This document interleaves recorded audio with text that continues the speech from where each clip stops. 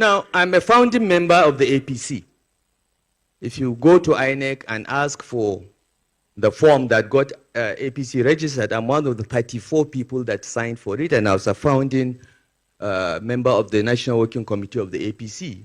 But frankly, I no longer recognize the party. The party, no party organ of the APC has met for the past 2 years. No caucus, no NEC, nothing. I don't even know if it is a one-man show. It's a zero-man show. Okay? And the only option for the opposition, in my view, is to put aside their differences and come together and create a broad platform that will do the driving of the military again, because we are there almost. If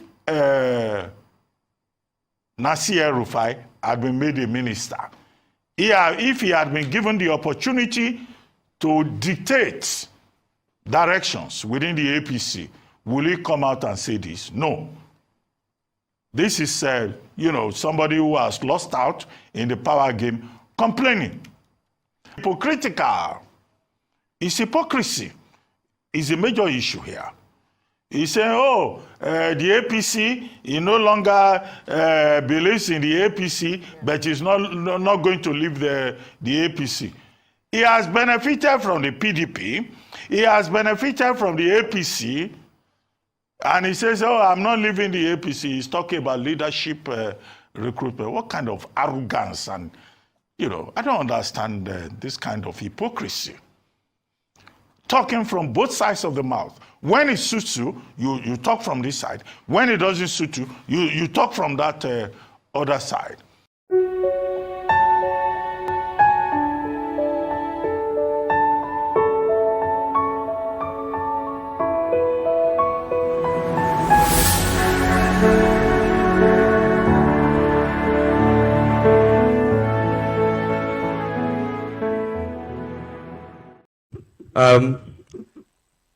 If you look at the program, you'll see that I'm not supposed to be on this panel.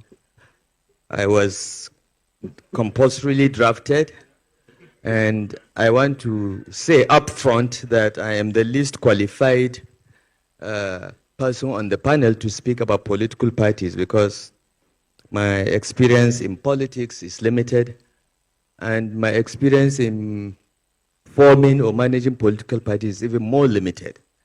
I've been actively involved in only 2 political parties, all in the 21st century, unlike the former vice president who has been in this since the 20th century.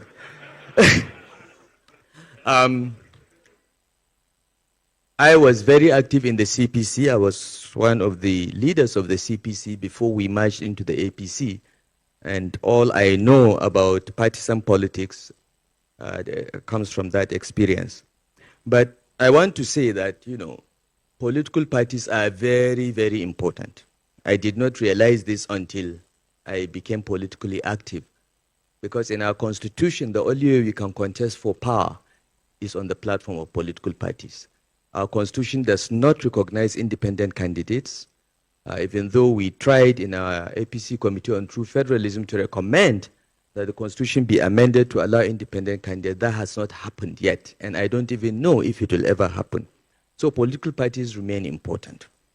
But what is the state of political parties today? I will give my own views of what I have seen in the last 2 years.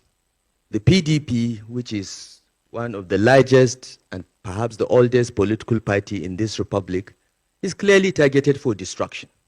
It's a matter of time. There are internal mercenaries in the PDP that have been hired, paid, or otherwise motivated to destroy the party. So the party is on its way to the grave. Okay?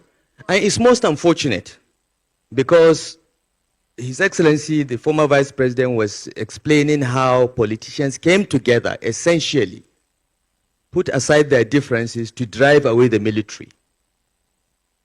Most of these politicians ended up in the PDP. So the PDP actually represented the best of our politicians that fought for restoration of democracy. Forget those that make the most noise, but ran away from the country. Those that went to prison, those that were detained, all ended up in the PDP. Those were the real politicians that faced the military. But today, none of the founding fathers of the PDP can recognize it. Labour Party, again, targeted for destruction. And it's almost certain, the last time I had a conversation with Peter Obi himself, he admitted to me that he doesn't know what is happening in the party that he contested for president. So there seems to be a project to destroy all the opposition political parties. And the only option for the opposition, in my view, is to put aside their differences and come together and create a broad platform that will do the driving of the military again, because we are there almost.